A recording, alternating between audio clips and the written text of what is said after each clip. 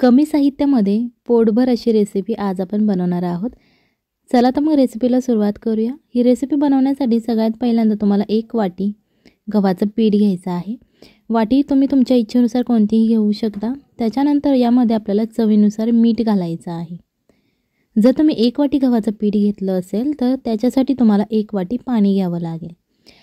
सगळ्यात आधी आपण अर्धी वाटी पाणी घेणार आहोत, पूर्ण 1 वाटी नाही घेणार।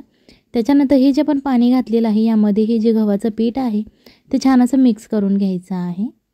व्हिडिओ आवडत असेल तर व्हिडिओला लाईक करा आणि जर चॅनलवरती नवीन असाल तर चॅनलला सबस्क्राइब करा, जेणेकरून येणाऱ्या नवनवीन रेसिपीच्या व्हिडिओचे अपडेट तुम्हाला लगेच मिळतील।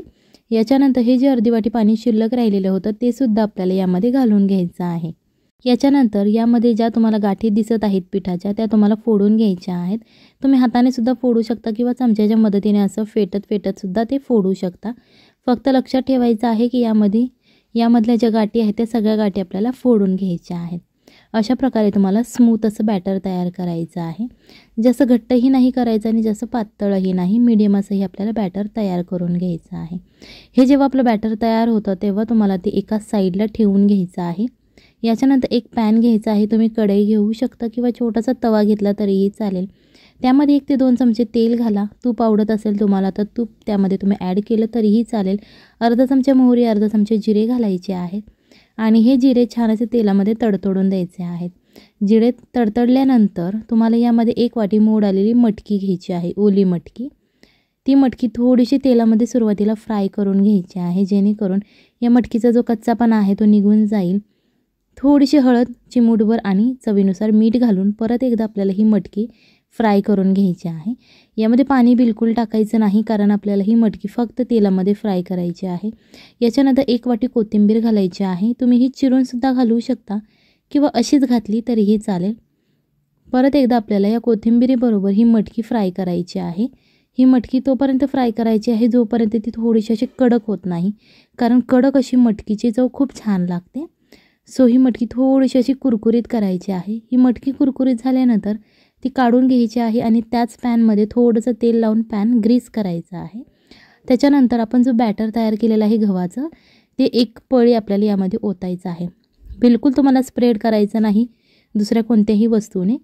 तुम्ही पळीने जेव्हा ओता तेव्हा ते आपोआप स्प्रेड होतं। त्याच्यानंतर थोडंसं कडेने तेल घालायचं आहे आणि जेव्हा हे एका बाजूने छान असं भाजलं जाईल त्याच्यानंतरच तुम्हाला ते पलटी करायचं आहे।